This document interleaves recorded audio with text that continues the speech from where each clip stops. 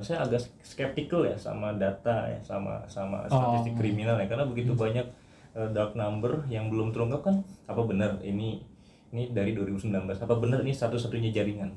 Zona gue kemungkinan besar ini ya cukup dekat hubungannya dengan pemerintah Kamboja gitu. Perlawanan kita terhadap organized crime itu akan sequence dengan perlawanan kita terhadap korupsi.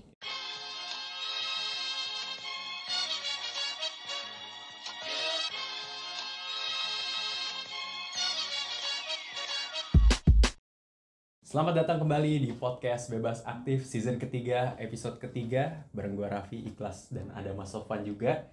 Dan kali ini spesial karena kita kedatangan tamu yang mungkin teman-teman sudah lihat di layar, ada Mas seorang kriminal. Bukan yang Seorang kriminal. kriminal. beda 3 huruf aja udah. Bukan kriminal tapi ahli kriminal. Ahli kriminal bener ya? Seorang kriminolog dan salah satu staf pengajar di Departemen Kriminologi UI juga, ada Mas Bakti Eko Nugroho. Selamat datang Mas Bakti di podcast Bebas Aktif. Atau panggilan kerennya Bang Ben. Bang Ben. Kayak Mas Sofwan Bakti aja Eko Nugroho. Nugroho. Oke.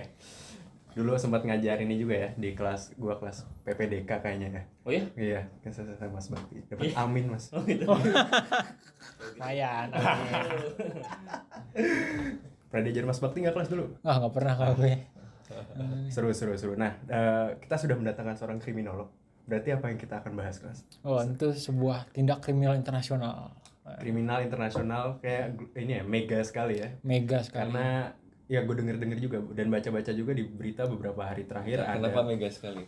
mega. Mega. Aduh, salah ngomong. Apakah Anda sedang Enggak. menginsinuasi bahwa Mega tuh besar, Mega itu kriminal? Enggak. Oh, Enggak ya. Mega besar. Mega itu maksudnya. besar, mega mendung bisa Iya. banyak ya. Ya nanti dikat aja. Oke. Oke. Karena beberapa waktu terakhir gue baca-baca berita kelas, ada menurut gue satu kasus yang luar biasa, tapi kayaknya belakangan ini nggak terlalu banyak dibahas lagi setelah di hari itu gitu ya. Ada penangkapan 12 orang dengan tuduhan tindak pidana perdagangan orang, dan yang diperdagangkan adalah organ ginjal. Betul. Dan nggak cuman di skala domestik atau nasional doang. Yang bikin ini luar biasa adalah ternyata melibatkan jaringan transnasional gitu, dan salah satu negara yang terlibat dan kayaknya jadi pusatnya itu Kamboja. Ada apakah sebenarnya di dalam kasus itu? Ya, jadi kan mungkin seperti yang kita dengar di gurauan zaman sekarang. Oh, mending gue jual ginjal aja deh gini kan. Gue kira tuh cuma bercandaan loh. Jadi pas kemarin ada kasus itu tuh gue kaget banget. Ternyata ada. Ternyata ada beneran ya orang yang jual ginjal, karena ya harganya sendiri juga agak murah dan emang ada in demand gitu ya untuk penggantian ginjal. Cuman yang jadi masalah adalah ini dilakukan melalui cara-cara ilegal gitu. Dan 12 orang yang ditetapkan itu banyak apart-apart kita juga ya, dari imigrasi dan juga kepolisian yang kemudian menjadi tersangka, bukan tersangka utama malah, tapi yang di Indonesia aja gitu, yang kemudian ikut memfasilitasi, complicit dalam skema perdagangan internasional ini, karena terjadinya nggak cuma di Indonesia tapi meliputi beberapa negara gitu ya, Cina, India, dan pusatnya sebenarnya tempat kejadiannya adalah di Kamboja gitu. Jadi ini sebenarnya telah merugikan 122 orang warga Indonesia, sebagian besar dari Bekasi ya. Jadi buat orang-orang Bekasi, Padahal ginjalnya bukan ginjal manusia. bukan ginjal manusia. Bukan, kan Bekasi di luar angkasa. Oh, ginjal apa nih? Jokesnya 4 dimensi. Tolong ya, pendengar kita banyak dari Bekasi, jangan-jangan nih bisa tersinggung. Tapi ya intinya dari warga Indonesia yang kemudian ginjalnya itu ditransplantasi, diambil di Kamboja untuk kemudian dijual kembali gitu ke negara-negara lain. Dan ini menjadi suatu tindak kriminal yang mengejutkan gitu ya, karena terjadinya di tataran internasional dan melibatkan penjualan ginjal gitu. Jadi bukan cuma sekedar jual beli organ yang gampang gitu ya, misalnya gigi gitu kan, gigi kan lebih gampang ya, ini ginjal gitu. Jadi organ yang sangat penting dan juga dalam mencapainya butuh operasi dan lain sebagainya, yang tuh risky kan kalau tiba-tiba tahu kenapa dan ini yang menjadi perhatian publik terutama di Indonesia. Nah, berarti sebenarnya kan ya tadi udah jadi semacam running jokes gitu ya. Jual ginjal buat nonton konser Coldplay gitu misalnya. Buat dapat yang 8 juta, 13 juta biar dibisikin Chris Martin gitu. Cuman Mas Bakti, ada jalur legal ya untuk menjual ginjal, itu benar ya? Berarti ada jalur legal untuk jual Sebenarnya ginjal bukan atau jalur legal sih. semuanya Ini selalu menarik. ilegal? Kenapa pertanyaan Raffi yang pertama adalah apakah ada jalur legal? Beneran. Gue kayak jadi penasaran. Kenapa Raf? Karena Ngomong aja. karena emang butuh duit. Butuh duit. Karena emang udah jadi semacam apa ya, bahasan sehari-hari gitu, kayak normal aja Iya. kita bercanda. Ternyata nggak ginjal cuma kali ya. ternyata nggak cuma demand ada, supply-nya ada juga yang mau jual beneran. Jadi itu sebenarnya Bahaya. beneran ada yang legal atau emang seluruhnya sebenarnya ilegal, Mas? Ya lebih kepada seperti kita donor darah misalnya. Ah. Kan memang ada, kita sebagai sesama manusia saling mendukung, ada orang yang membutuhkan, ada pasien yang dalam rangka sembuh perlu dukungan dari manusia lainnya. Yeah. Ya selalu ada memang, tapi dengan prosedur tertentu, dan itu sifatnya donor ya. Donor ya. Dan tidak ada implikasi imbal, Finansial. implikasi balas jasa, Bukan transaksi. tidak transaksional sifatnya gitu. Yang sampai berapa? 200 juta. 200 juta dibayar katanya atau harganya. Kita harganya, tapi kemudian di beberapa dokumen ya saya ikuti sekian persen untuk pelaku, dan memang sebagian besar itu dikembalikan kepada korban. Nah, ciri-ciri kriminalnya diambil dikit nih. Ada margin. Ada marginnya. Fee manajemen lah kira-kira. Nah, tapi kalau alurnya itu, karena saya agak menarik juga, bukan karena saya pengen jual ginjal ya, Mas Sofwan. Gue tuh melihat tapi dengan khawatir. Tapi kayak ya tadi yang kelas bilang, prosedurnya susah karena butuh operasi, butuh surgeon yang benar-benar bisa yang bisa ngerti yang mana ginjal, yang mana apa, diambil, terus di penyimpanannya kan juga nggak main-main, terus dijual, ada distribusi, ada transportasinya. Sebenarnya the nature of transaksi ginjal ilegal tuh sebenarnya gimana, Mas, di Indonesia mungkin yang kasus bekas ini? Pertama saya tarik dulu ke atas ya, bahwa ini merupakan bagian dalam perilaku kejahatan terorganisasi. Kejahatan terorganisasi adalah setiap bisnis penyediaan jasa atau barang yang ilegal.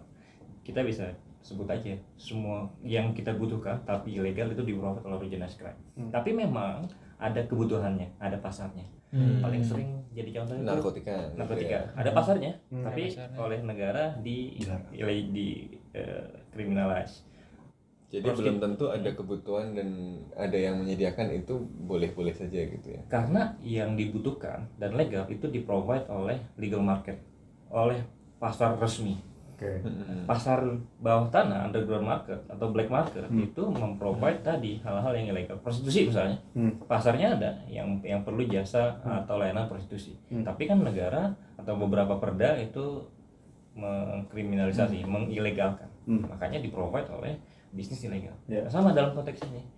Ada sebagian pasien, sebagian manusia perlu dukungan atau perlu donor organ tubuh, macam-macam organ tubuh, jantung, bola mata, termasuk ginjal yang paling, karena kan ginjal manusia itu bisa hidup dengan satu ginjal sebenarnya, jadi bisa kemudian didonorkan. Nah, tapi kan tadi ya kalau bicara prosedur ada sekian banyak prosedur medis, saya juga tidak ahli di bidang itu, tapi sebagai awam misalnya kesehatan pasien harus dilihat dulu lah aja loh, kita mau mendonorkan bagian tubuh kita, kalau kitanya nggak sehat bisa jadi punya konsekuensi juga buat pasien yang didonorkan. Donor darah aja juga biasanya kan dicek dulu sehat apa enggak kan, apalagi donor ginjal.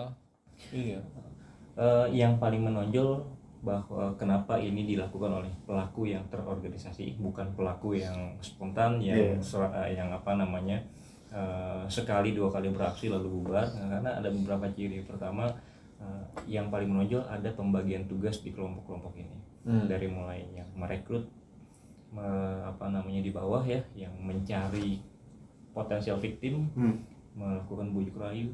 Ada yang kemudian dia punya tugas misalnya spesifik untuk memindahkan orang atau korban dari satu titik ke titik lain. Ada di beberapa jenis kejahatan perdagangan manusia itu menyediakan shelter, menyediakan rumah singgah. Sampai kemudian punya peran juga, ini biasa punya jaringan kapal untuk memasukkan beberapa dokumen, beberapa kalau misalnya kasus-kasus kerja paksa misalnya dengan korban anak, itu kan pemalsuan akte surat keluarga, ya, akte akte kelahiran, keluarga, akte gitu. kelahiran, kartu identitas ya.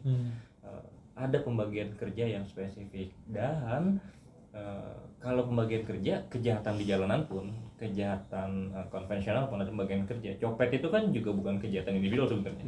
Emang gitu dah. Coba dicek dompetnya mana.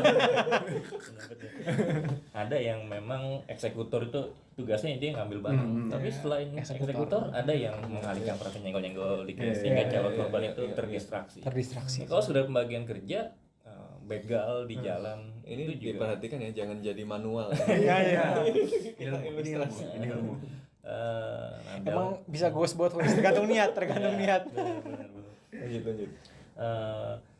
Tapi yang kemudian membedakan pembagian tugas dalam pada conventional crime dengan organized crime adalah pelibatan aparat keamanan atau adanya dukungan oknum penegak hukum atau pejabat negara yang tidak berintegritas. Karena skalanya beda ya. Kalau copet tadi kan cuma di dalam bis beberapa orang kriminal. gitu kan. Kalau kejahatan transnasional yang terorganisir kayak gini kan dia harus bawa orang dari satu tempat, dia harus lewat imigrasi, dia harus ke luar negeri dan seterusnya. Emang apa ya? Pekerjaannya lebih kompleks. Mustahil gitu ya. tanpa ada orang dalam gitu. Skalanya dalam artian jangkauannya beda, durability juga beda. Copet itu bisa bubar, udah bubar ya, baru bulan depan kita nyopet lagi tuh bubar sama sekali. Tapi yang namanya organized crime itu yang juga menjadi ciri adalah kontinuitasnya. Nah, ini kalau kita belajar atau nonton film misalnya mafia itu kan antar generasi ya. Anak kemudian Karena membangun kepercayaan untuk pembagian tugas yang Itu kompleks, sulit, yang ilegal kayak gitu susah gitu. Ya kayak di film-film crime itu kan pasti susah untuk jaga trust satu sama lain ya. bagian tugas juga maintain market juga kan harus terus menerus yakinkan bahwa kita bisa supply satu jasa atau produk yang sustain, yang soal bisnis kan. Ya, ini supply chain Benar-benar kalau bisnis bahasa ya. ekonomi politik internasionalnya kan. Di situ ada yang modelnya modular, ada yang modelnya hierarkis gitu, yang dari awal sampai akhir itu terhubung satu organisasi gitu ya. Tapi ada juga yang modelnya yang modular gitu ya. Jadi ada yang fokus di satu segmen dari proses bisnis kejahatan itu. Jadi misalnya dia spesialisnya ngumpulin orang sampai nyiapin dia berangkat gitu. Nanti ada yang bagian mendistribusikan di mana gitu ya. Nanti ada di bagian akhir sampai ke konsumen misalnya. Yang itu bisa terpisah-pisah gitu ya. Jadi kalaupun misalnya jadi bagian dari jaringan ini, penyedia ginjalnya itu ketangkep, dia tinggal cari yang punya spesifikasi keahlian yang sama untuk menyediakan hal yang sama gitu. Benar. Ini kan model kayak gini juga akan menentukan penanganannya ya. Maksudnya kita juga harus tahu ini memang sindikat yang end to end terhubung atau ya tadi dia terpisah-pisah gitu ya, modular yang bisa sambung pasang gitu. Itu membedakan organized crime dengan kelompok terorisme yang mereka politis dan ideologis ya.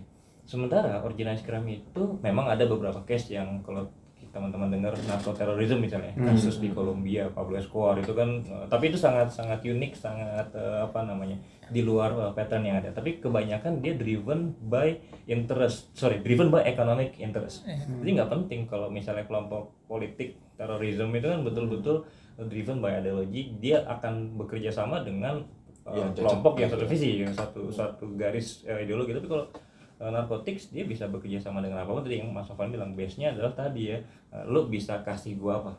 Ini mirip kan di narkotics misalnya, petani yang handle nanam ya, misalnya nanam bahannya ya, kokain, nanam ganjanya. Ada lagi yang handle laboratorium, lab. Ada yang lagi yang handle market, pasar.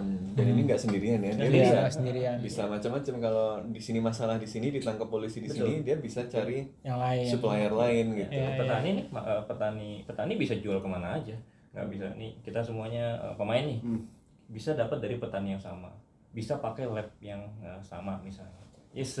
Yang mau saya katakan secair itu di dalam.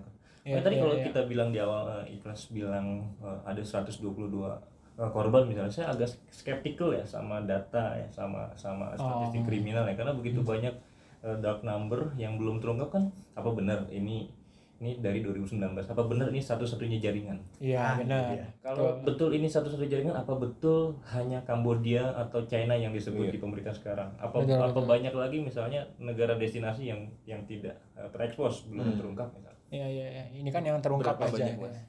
Oke. Banyak.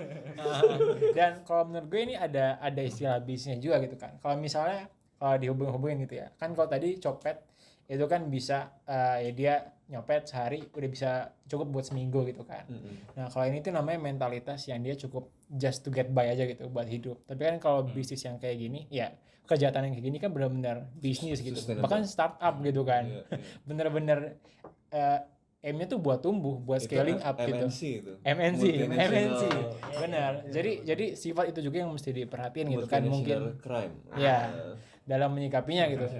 Kalau copet mungkin kalau lebih mudah dibubarkan dan udah bisa terganti kebutuhannya kan udah gitu ya. Tapi kan kalau ini kan berarti nggak cuma bisa sekedar, tapi emang mereka yang pengen kaya melalui cara-cara yang tidak legal gitu.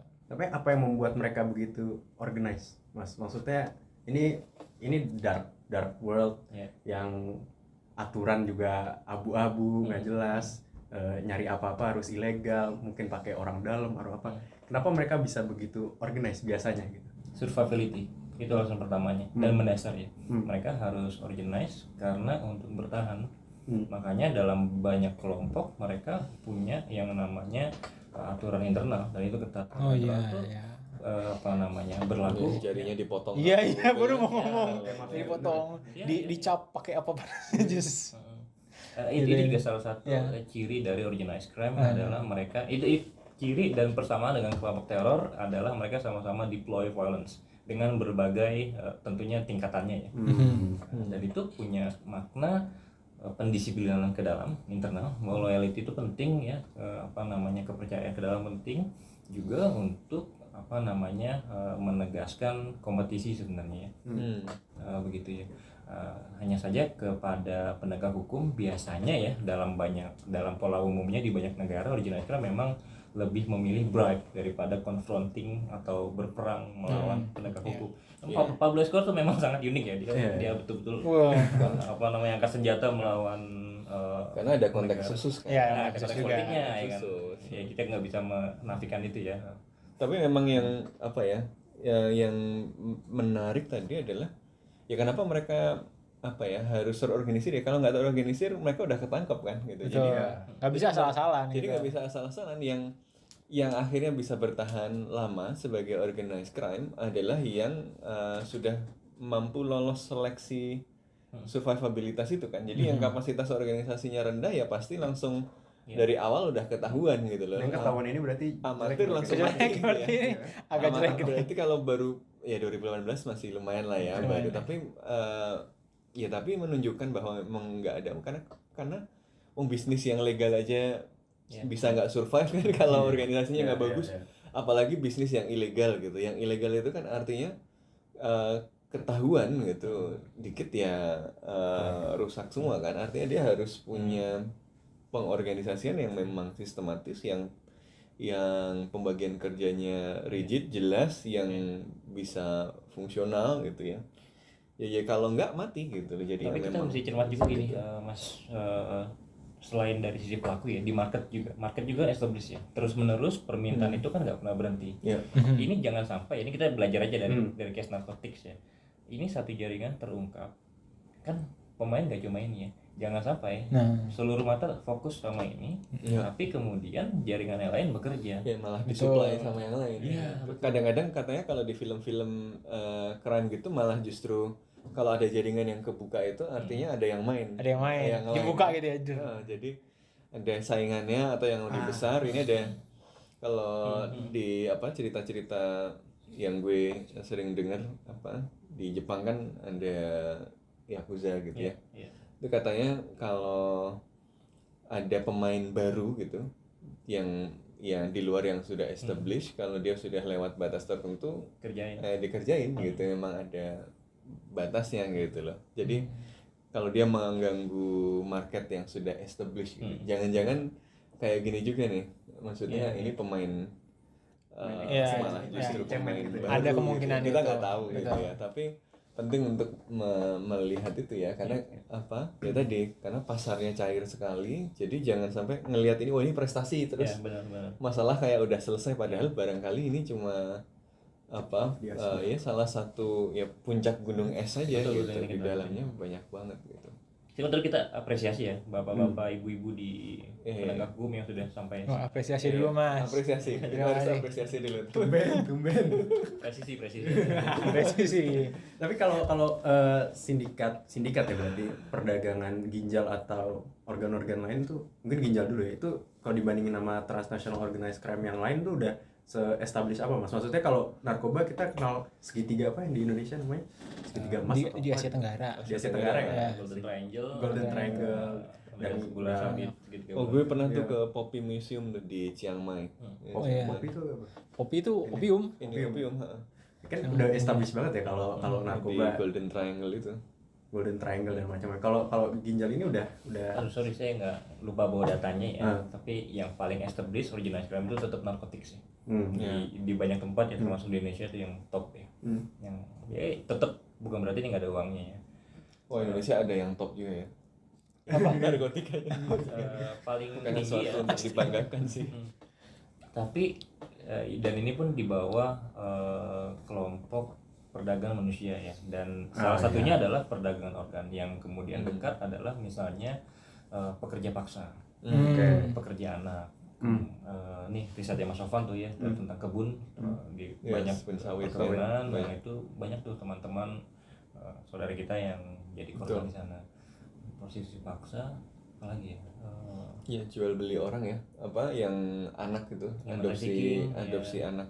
Ya, oh ya. Atau bahkan ini apa pengantin apa pasangan yang dari apa Cina daratan atau dari Taiwan ya, yang dia arrange punya- marriage gitu. Ya, arrange Arrange marriage. marriage.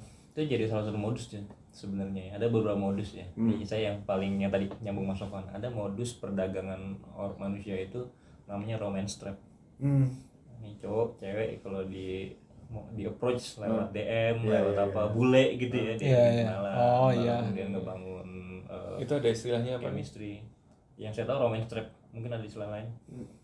Apa sih? Gue lupa. Teman gue Ada namanya di gue tidak tahu. Aku juga. Modus-modusnya bisa kayak romance. baiting gitu kan. Iya. Ya baiting. Fish apa gitu namanya. Iya. Catfishing. Catfishing. Muter-muter kita nggak tahu istilahnya. Ada romance trap, ada yang memang secara frontal atau eksplisit menggunakan kekerasan, culik itu masih ada. Oh, iya. Dalam konteks lain misalnya Boko Haram ya, Boko Haram itu kan menariknya ke sekolah, Iya, soalnya dia diangkut keren ya, gitu. karena Boko Haram ya. Kalau Boko Halal dia Boko halal, Makruh. boko halal. Buku makruh gimana Mas? Boko makruh. Boko Sunnah dapat. Ya. Tapi yang paling lazim itu sebenarnya dan paling banyak polanya adalah debt bound. Apa itu? Diikat karena dipinjami piutang ya. Oh. Jadi saya memberikan uang dalam jumlah besar di awal kepada keluarganya, 50 juta misalnya. Tapi anaknya kemudian Digadaikan dipekerjakan gitu ya, dengan iming-iming kerjanya akan normal, tapi kemudian ternyata di luar negeri di tempat tujuan misalnya kerja di sebagai prostitusi paksa, nggak bisa keluar kenapa? Karena sudah ada pembayaran di awal, Iya. diikat lewat utang yang sudah dibayarkan oleh keluarga. Tapi tadi kalau ngomongin modus berarti alurnya tuh gimana? Biasanya alurnya gimana? Apakah berarti di awalnya di hulunya diikat utang dulu, ditipu lewat sosmed dulu, terus dibawa, terus proses selanjutnya tuh biasanya macam-macam ya.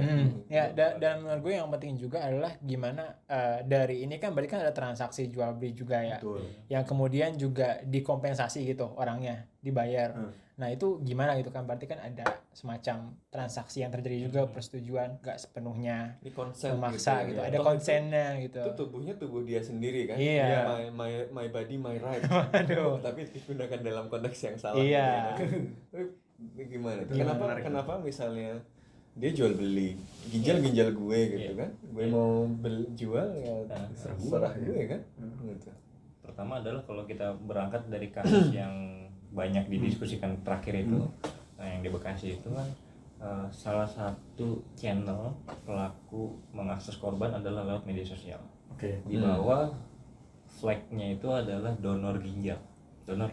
Kalau donor kan asumsi kita adalah kesukarelaan, voluntary, legit, ya. nggak dibayar ya. membantu orang ya, apa ya, sama manusia ya, untuk kehidupan orang manusia lainnya gitu ya. Tapi kalau kita juga bercermin pada katakanlah undang-undang TPPO yang sekarang ada, salah satu klausulnya adalah, saya baca ya biar saya nggak salah, penyalahgunaan kekuasaan atau posisi rentan. Nah itu yang seringkali menjadi menjadi cara di mana orang memanfaatkan kerentanan orang lain untuk mengambil keuntungan ekonomi. Kebanyakan korban kan donor darah bukan karena genuinely ingin donor, duit tapi gitu kan. karena ada atau dimotivasi karena kebutuhan ekonomi. Pengen makan Bukan siang untuk nonton, biasanya. ya bukan untuk nonton Coldplay ya, tapi karena memang mau bantu gitu kan ya. Kadang-kadang kita dapat WA, saudara gue Lagi pengen kekurangan dia. darah gitu kan, terus Ya, beredar, ya, terus benar-benar. kita bantu. Nggak ada tuh kalau nyebar orang saudara saya butuh Tiket donor konser. darah gitu apa, resus ini biaya nanti kami kasih 150 juta gitu, nggak ada kan. Nggak ada yang Sukarela. naruh gitu. dan ini dikendalikan oleh tadi ya pelaku-pelaku yang terorganisasi, dia punya jaringan ke aparat, dia punya jaringan ke market di luar negeri di beberapa negara. Tujuannya apa? Tujuannya eksploitatif. Oke. Menurut saya ini nanti biar fakta hukum yang bicara ya, biar persidangan yang bicara, tapi Eksploitatif yang jelas kan. iya. Pertama ada margin yang besar tadi. Iya, ada margin. Kalaupun dikasih tadi, dari kalau ceritanya benar, penyelidikannya benar, yang dijualnya 200 juta, dikasihnya 135 juta, iya, 35 kalaupun juta. dikasih gitu, selisihnya 65 juta sendiri gitu kan. Padahal ya masa iya sebesar itu, padahal prosedur kesehatannya apakah dilakukan dengan baik ya, dan macam-macam biaya dokter dan macam-macam gitu Ya. kan. Orang kan juga pasti kalau operasi kesehatan kan ngambil biayanya buat jasa gitu loh, bukan buat barang ginjalnya. Iya, betul. Beda. Iya. Ya sama mungkin itu juga ya, jadi tadi gue highlight yang dari Mas Bakti tadi, memanfaatkan posisi rentan gitu ya. Jadi memang korbannya kebanyakan tadi bukan orang yang mau bantu karena dia nggak kenal juga dan macam-macam. Memang motivasinya kemudian ekonomi, karena kondisi ekonominya lagi mungkin nggak baik, Tidak gitu baik, ya. Jadi mereka butuh ya tadi mau nonton konser, enggak sih, tapi kalau Iya, karena itu nggak enggak. mungkin ya, tapi mungkin lebih dire lagi ya, Iya, situasinya pasti, lebih ya. buruk lagi sih. Karena pada kondisi biasa orang nggak jual ginjal, Iya. as simple as that gitu loh. Berarti kalau ditarik hulunya biasanya adalah masalah ekonomi. Ya, ada tembok yang namanya struktur. Hmm. Itu kalau punya pilihan lain untuk memenuhi kebutuhan penting, kalau ada pekerjaan lain, kalau ada ikhtiar yang bisa dilakukan tanpa mengambil risiko yang sangat besar, pasti yang diambil ada pilihan yang lain. Nah, ini jual ginjal dengan prosedur Risiko medis, tinggi. risiko tinggi, kematian, tapi diambil ya kalau tidak dimotivasi karena kebutuhan yang sangat mendesak, ya nggak akan diambil. Ya karena keterbatasan pilihan, karena akses untuk sejahtera itu ditembok sama yang namanya Struktur. sama struktur ya. Gitu. Oke. Nah, gue mau agak-agak ngelihat secara regional gitu ya, karena kita belum singgung juga soal keterlibatan Kamboja gitu, di mana sindikat perdagangan ginjal ini sifatnya transnasional dan melibatkan negara lain. Berarti skupnya gede banget, dan yang mau gue tahu adalah Kenapa Kamboja gitu ya? pertama kenapa Kamboja, dan kenapa bisa, gimana mekanisme antar negara ini bisa terjadi Bagian dari sebegitu besar ya? integrasi ekonomi. Aset. Waduh, bahaya nih, pasar bebasnya terlalu bebas.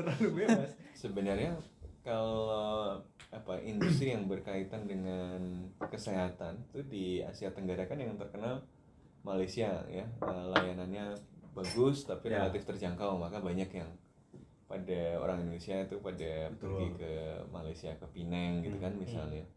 Atau kalau yang kualitasnya bagus agak mahal tapi bagus di Singapura gitu. Jadi memang health tourism, medical tourism itu ya salah satu comparative advantage gitu Benar, ya. nyata loh. Kayak di Lebanon Atau juga kan. competitive advantage yang kemudian memang didorong untuk dikembangkan. Jadi kan Betul. di dunia yang semakin kuat kompetisinya, negara kan harus punya Ada. spesialisasi supaya dia attract investasi, dia attract perdagangan yang dia bisa menonjol dari yang lain. Nah ini yang menarik ya, jangan-jangan apa ya, in a way gitu ya, ini merupakan mekanisme pasar yang semacam itu gitu ya, karena persaingan di industri health tourism itu ketat gitu ya. Kalau mau berat, kalau mau yang mahal tapi bagus sudah ada di Singapura, mau yang murah tapi bagus ada di Malaysia. Di Indonesia ada yang di Indonesia juga bagus dan murah. Mau ngomong apa ya? Gue menghindari jebakan. Tapi kan kita sudah buat rumah sakit internasional kemarin yang Aduh, Iya. udah ada RUU kesehatan. Waduh. Tapi gue nggak Iya, suka. udah. Lama Lanjut. Tapi anyway, kembali lagi ke tadi health tourism. Nah ini jangan-jangan ada hubungannya sama RUU kesehatan tadi, karena kesehatan jadi pasar, ya kemudian jadi sektor kesehatan yang punya pasar tadi, kemudian dia butuh keunggulan khusus tadi loh yang spesifik gitu. Nah kalau Kamboja misalnya mau jualan health tourism, mau bersaing sama Malaysia sama Singapura gimana? Yang nggak bisa disediakan Singapura sama Malaysia apa? Ginjal. Ya, belum ada nih. kalau ginjal lewat proses legal harus formal, Susah, harus iya. susah gitu. Menurut gue satu adalah faktor barangkali itu faktor kompetisi di pasar turisme kesehatan tadi, health tourism tadi ya. Yang kedua, karena untuk mengakses dan mendapatkan ginjal itu kan prosesnya mahal ya, maksudnya prosesnya susah gitu. Iya, Kalau panjang, orang birokratis. volunteer kan berarti harus kenalan, harus macam-macam, prosesnya panjang karena melibatkan nyawa orang dan seterusnya, jadi lama gitu kan. Jadi supply-nya by nature kalau ngikutin aturan itu pasti susah, pasti sulit, scarce, resource-nya scarce. Jadi dia susah untuk diakses. Karena itu dia membutuhkan proses-proses di luar proses normal. Di luar proses normal itu ya pasti lewat proses-proses yang tidak legal gitu. Dan barangkali Singapura atau Malaysia atau negara lain yang mungkin sistem legalnya lebih kuat di sektor kesehatan, gitu ya, lebih susah untuk melakukan itu gitu. Mungkin dia mau juga nyelundupin ke Singapura gitu, tapi Singapura ngeludah aja ribet gitu kan gitu. Jadi yang mungkin ya yang ke tempat yang relatif lebih bisa dipenetrasi oleh kejahatan transnasional gitu ya. Jadi selain adanya demand gitu ya, memang ada kebutuhan yang tinggi untuk itu, kemudian supply-nya kecil, supply-nya rendah karena ya kalau voluntary susah gitu ya. Kemudian ini dipenuhi melalui mekanisme ilegal, karena dia dipenuhi melalui mekanisme ilegal ya dia bisanya di tempat yang penegakan hukumnya relatif lebih loose gitu. Makanya suppliernya dari Indonesia jualannya di Kamboja gitu kan. Yang mungkin barangkali relatif celah penegakan hukumnya ya relatif lebih lemah gitu ya, dibandingkan sama negara lain di sektor kesehatan. Misalnya di Singapura kan ya ini bagian dari competitiveness-nya Singapura gitu. Kalau dia lose di situ harganya terlalu mahal gitu kan. Jadi dia ketat di situ walaupun dia masukin pengemplan pajak sih biasanya kayak gitu. Itu competitiveness yang lain lagi gitu ya. Tapi kudu ke Singapura nggak mau. By nature, economic formal itu selalu diikuti dan ditopang oleh underground economics. Jadi betul kan, berarti ini kan bagian dari ASEAN Economic Integration gitu kan, tapi yang kemudian unplanned aspek ilegalnya, aspek undergroundnya ikut masuk. Emang ada mining, ada lokalisasi tambang misalnya, selalu diikuti dan ditopang misalnya dengan prostitusi. karena pekerja tambang jauh dari bahkan segala macam. industri akademik kan juga begitu. Ada apa kampus nanti ada joki skripsi. betul sama ada turisme. Berarti ini harusnya masalahnya menyangkut revolusi mental gitu. Ya. Masuk aja dia. Nah, tapi menurut gue ya kalau secara ekonomi politik dari sisi yang lain gitu ya, tentu praktik seperti ini lebih mudah berkembang ya menurut gue ya, meskipun juga melibatkan aparat di Indonesia, tapi lebih prevalent di negara-negara yang otoritarian gitu kan, yang Benar. diktatorship. Berarti Indonesia bukan otoritarian. Bukan dong. Bukan. Kan nih gue jawab nih, bukan ya. Nah, cuman kemudian yang bedain antara negara otoritarian gitu kan di sekarang di era kompetisi ekonomi yang semakin tajam gitu kan adalah bagaimana dia develop ekonominya gitu kan, sehingga negara otoritarian sendiri kan ada yang kemudian ekonominya tumbuh, ekonomi develop, ada yang nggak terlalu. Di Asia Tenggara aja kita bisa lihat ya mungkin nggak negara otoritarian in the same nature, tapi kalau Vietnam misalnya kan one party state juga gitu, otoritarian juga lah bisa dibilang kayak gitu, tapi dia bisa develop ekonominya di sektor-sektor in general gitu, manufacture, dan kemudian ekspornya juga meningkat. Punya mobil nasional dia, mobil nasional yang bisa kelihatan. Wah, bukan cuma tempel gitu ya. bukan mobil nasional yang goib. Yang goib, ya.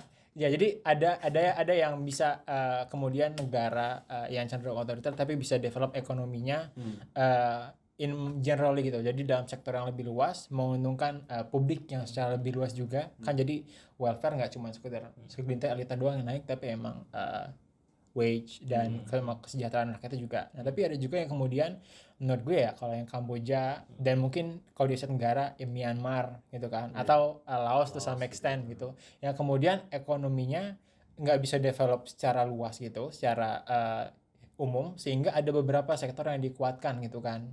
Jadi kayak kasusnya juga Suriah kan ekspor narkotika Kaptagon gitu. Dan ini ya udah gimana dia bisa menemukan sektor-sektor yang dia bisa memiliki keunggulan komparatif yang spesifik banget, kayak masalah transplantasi ginjal itu kan sangat-sangat spesifik gitu. Tapi ya biasanya itu shady business gitu kan, melibatkan kriminalitas transnasional, dan biasanya dari situ kan yang diuntungkan pada akhirnya bukan masyarakat secara luas gitu kan, iya segelintir elitnya aja, kartelnya aja gitu. Dan kalau gue sih zona gue kemungkinan besar ini ya cukup dekat hubungannya dengan pemerintah Kamboja gitu, karena ini kan terjadi itu di rumah sakit militer, rumah sakit militer. Jadi ya patut dipertanyakan ini ada keterlibatan tentara Kamboja nggak di sini. Nanti ketangkep dia minta pengadilan militer. Kita lihat undang-undang KPK, ada undang-undang Tipikor nggak di sana ya ini. Kok jadi KPK? Iya. Maksudnya kalau pemberantasan kejahatan transnasional.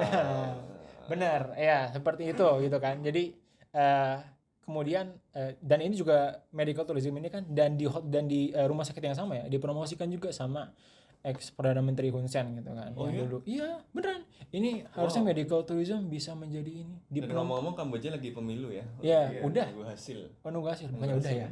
Udah keluar, Mas. Oh, udah keluar ya? Iya. Mundur Hun Sen kan. Landslide, iya. Terus Hun Sennya mundur. Jadi seperti itulah bukan yang kemudian ada arah-arah development dari negara yang kemudian berbeda gitu. Kalau bisa gue amatin gitu. Jadi ada zona gue kayak gitu. Dan mungkin khusus zona gue ya. Nanti Mas Bakti bisa nambahin. Kalau apart di Indonesia kan kayaknya mungkin nggak bisa dibilang keseluruhan gitu ya, tapi memang ada. Kalau di sini gue bisa menggunakan oknum gitu, meskipun gue nggak tahu oknumnya berapa banyak nih, tapi oknum gitu kan yang kemudian dalam luar institusi biasa, berhati-hati. yang kemudian terlibat gitu kan dalam hal itu. Karena kalau secara ekonomi politik kan beda. Tadi udah saya outline reasonnya kenapa gitu. Gimana Mas, ada tambahan? Yang tadi ya menarik hubungan antara leadership atau model kepemimpinan yang otoriter atau demokratis dengan bagaimana organisasi beroperasi. Kalau otoriter tuh punya dua implikasi sebenarnya. Dia betul otoriter, dia bisa secara tanda kutip efektif memukul kelompok kejahatan kayak yang dilakukan Duterte sekarang. Iya, betul. Itu efektif memang gitu. Efektif bukan yang efektif dalam artian dia nembakin orang tapi bahwa banyak yang mati tapi narkotika hilang nggak? Efektif dalam artian betul-betul dia tidak membangun engagement dengan pelaku kejahatan. Ganti contoh El Salvador. Nah, itu kejam sih tapi efektif gitu kalau dilihat hasilnya. Nah, itu udah isu implikasi lanjutan ya, human rights dan sebagainya. Tapi yang mau saya sampaikan adalah efektif, dia tidak mendukung kondusifnya negaranya bagi operasi koordinasi crime. Atau Jepang misalnya, waktu Jepang menerbitkan anti-yakuza law, peraturan yang melarang simbol-simbol dan operasinya yakuza. Tapi di estes yang lain adalah itu bahkan sampai sekarang masuk ke onsen nggak boleh pakai tato ya. Betul. Jadi kalau tatoan nggak boleh masuk ke pemandian air panas di beberapa tempat ya. Tapi implikasi yang lain adalah ketika pemimpin otoriter atau negara yang otoriter itu justru tidak merespons kejahatan, tapi justru menjadi bagian yang memfasilitasi atau mensponsori pelaku-pelaku ini.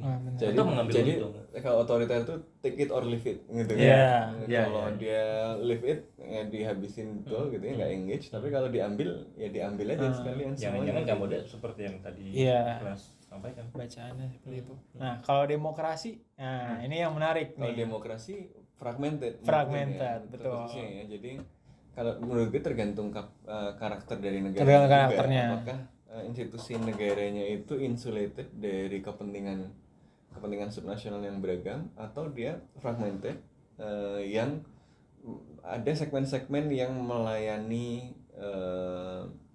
dan mencari keuntungan dari proses-proses yang beda-beda gitu ya. Misalnya ada yang punya jabatan tertentu, wewenang tertentu, dan dia kemudian punya kedekatan dengan kelompok kepentingan tertentu gitu ya, yang mereka kemudian berkompetisi di dalam panggung pembuatan kebijakan tadi. Makanya kita lihat kalau di negara yang fragmented kan antar birokrasi itu rebutan anggaran, kemudian ribut dan seterusnya, karena mereka punya relasi sosial yang berbeda dengan kelompok sosial yang juga berbeda-beda gitu kan, sikut-sikutan gitu. Jadi misalnya ada kasus ditangkap yang ini tapi stop deh gitu ya, sampai di sini doang gitu misalnya. Itu contoh negara fragmented kepentingannya gitu. Padahal sebenarnya kemana-mana gitu, tapi cukup disolusi. Kan menunjukkan bahwa ada institusi negara ini tidak bisa dilihat sebagai satu institusi negara yang tunggal, tapi dia terkotak-kotak, dan masing-masing kotak ini merepresentasikan koneksi dengan kepentingan yang berbeda-beda. Nah, kejahatan transnasional juga kayak gitu, ada Betul. kayak ada mainan sebagian segmen gitu kan. Yang ini mainannya segmen ini gitu, ada sebagian dari aparatnya, sebagian dari oknum di segmen tertentu yang misalnya memang mainannya di situ karena dia punya kewenangan di situ gitu. Boleh nih diungkap Misalnya gitu ya. Ya kita nggak tahu, tapi maksudnya ini pattern yang sebenarnya normal di negara yang fragmented. Iya, betul. Jadi nah ini kadang-kadang kemudian nyambung tadi juga dengan kompetisi demokratik kan. Kalau lagi rebutan jabatan tertentu nanti saling buka-buka kartu. Nanti kita lihat ada perang bintang gitu kan, dan seterusnya. Yang pasti para pelaku itu sangat adaptif dalam merespons bagaimana leadership yang berlangsung di negaranya. Kadang-kadang ada merger dan acquisition juga. Sama lah kayak bisnis, kayak startup gitu ya. Adaptif. Pivot ke sini saya. Dia tahu harus bagaimana merespons leadership yang otoriter. Dia punya caranya. Mereka punya tahu bagaimana merespons leadership yang mereka punya ini, praktisi punya beda ya. government relations juga tuh. PPGR. Punya PPGR. Iya, jangan-jangan. Iya, betul pasti. Public policy. Servisnya mungkin lebih ini juga gitu. Dalam kontestasi pemilu misalnya ada 3 calon, 4 calon, mereka nggak mungkin pasti ditaruh approach ke semua satunya, gitu pasti ya. invest di semua calon. Mereka tidak interest sama politik dalam artian mendapatkan kekuasaan formal. Memang Escobar tuh beda dia kan maju ke parlemen anomali dia, tapi yang lain tuh ya seeking politik untuk dapat proteksi. Balik lagi adalah economic of interest, bukan politik sebagai value, bukan politik sebagai ide gitu ya.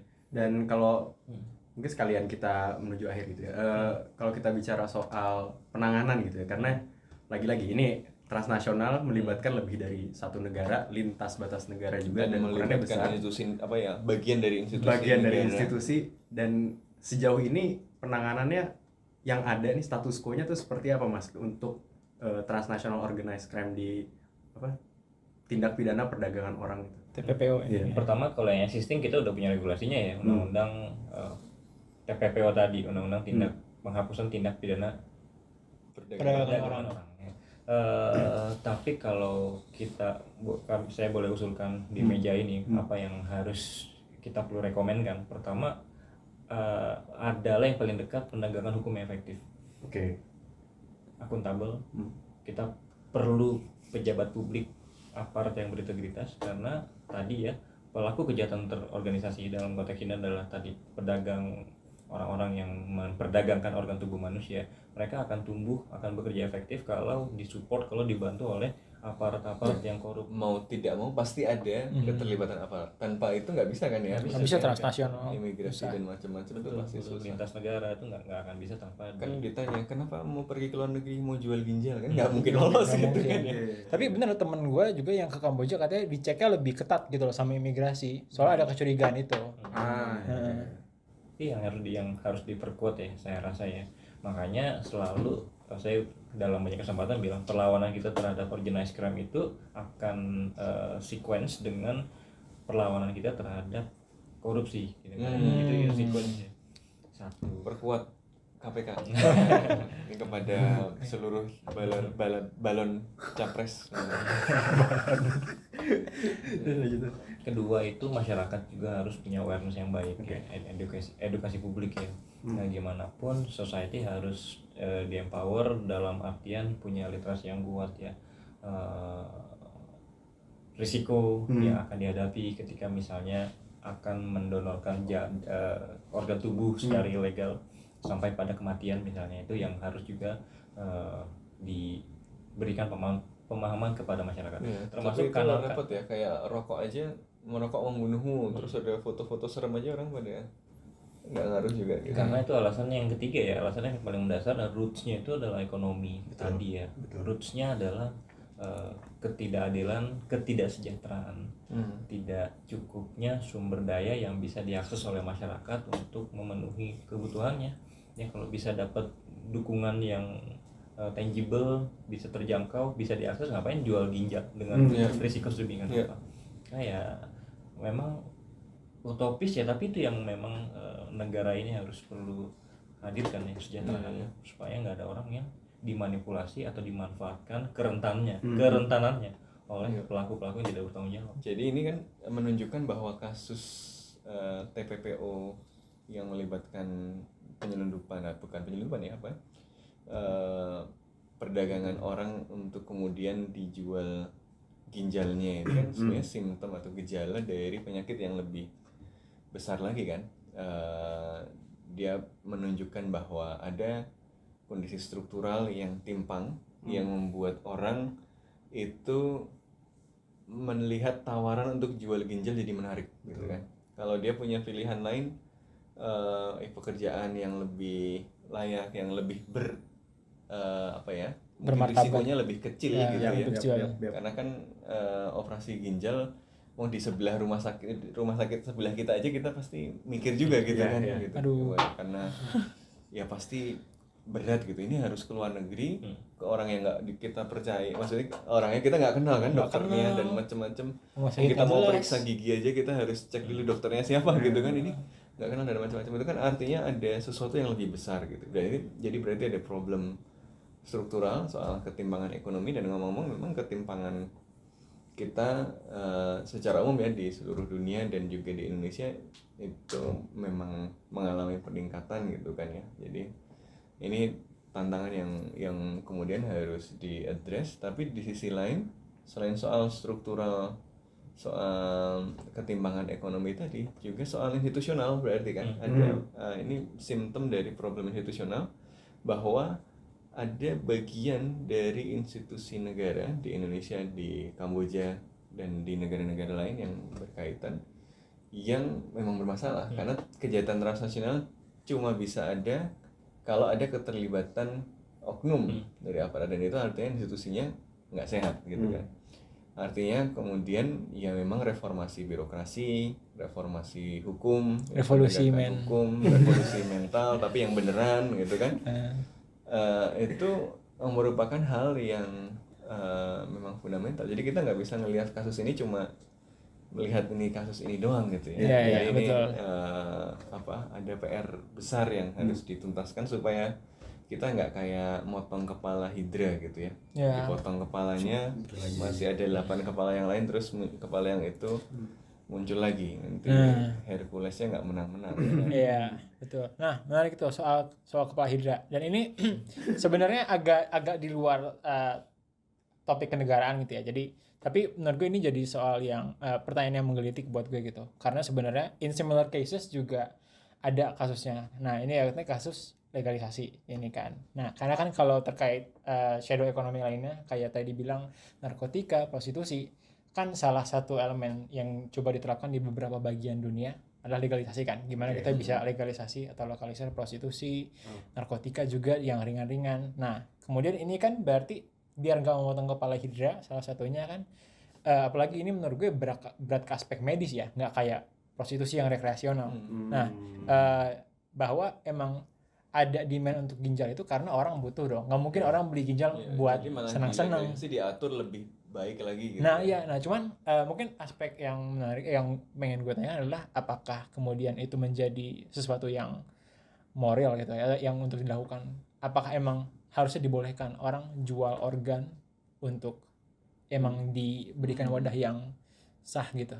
Pertama kalau misalnya jalur legal ya atau prosedur legal itu sudah tersedia ya. Oke. Nah, untuk ginjal misalnya ya ada syarat medis dan syarat administratif yang harus ditempuh oleh pendonor. Syarat medis misalnya usia 18 sampai 60 tahun, sehat secara fisik dan mental, tidak merokok, tidak menggunakan obat-obatan terlarang, tidak sedang hamil dan seterusnya berbagai medical requirement yang harus dipenuhi. Dan ada juga syarat administratif itu lebih kepada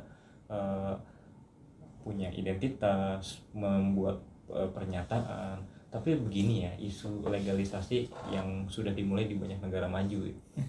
Belanda misalnya legalisasi marijuana. Iya. Tapi sayangnya ya kita bukannya kemudian juga a priori terhadap diri kita sendiri.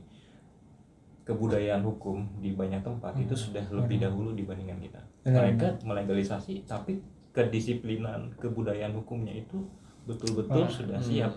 Kan clear ya, mau nyimeng di satu kafe, keluar kafe ada konsekuensi yang sangat serius terhadap pelanggarnya. Nah kita bisa nggak diatur keluar jalan naik sepeda motor harus menggunakan helm? Ada peraturannya. Menarik nih kebudayaan hukum luar biasa. Siapa yang masih nggak pakai helm? ini contoh ya. Iya, Sekarang misalnya di beberapa tempat misalnya beberapa daerah ya membeli rokok itu ada batas usianya. Gimana coba? Benar. Budaya hukum kita belum terlalu baik ya. Apalagi dilegalisasi gitu ya. Iya, betul. Memang kita tetap perlu mewadahi ya. Balik lagi ini kan semacam volunteerism, sense kita sebagai sesama human being yang menolong orang yang memerlukannya. Tapi ketika dia ada transaksi di baliknya, ada konsekuensi imbalan, dan kemudian ada pelaku yang memanfaatkan kerentanan ini, mengambil keuntungan dalam waktu yang lama. Eksploitatif. Itu yang kemudian kita harus hindari. Tapi kalau ngomong-ngomong donor organ ilegal, gue jadi ingat ini Hatake Kakashi. Gimana tuh? Mantan Naruto. Dia melakukan operasi ilegal kan, naruh mata sharingan gitu ke mata dia sendiri. Itu berarti kejahatan juga ya, walaupun tidak transnasional. Transnasional mungkin di luar kota apa namanya? Konoha. Tapi kalau sharingan bisa dijual beli, demand-nya tinggi juga kali. Tinggi Mas. Tinggi. Pakai ikhlas nih yang wibu-wibu. Waduh. Kita kembali lagi di podcast Bebas Aktif episode selanjutnya. Ya, Dadah.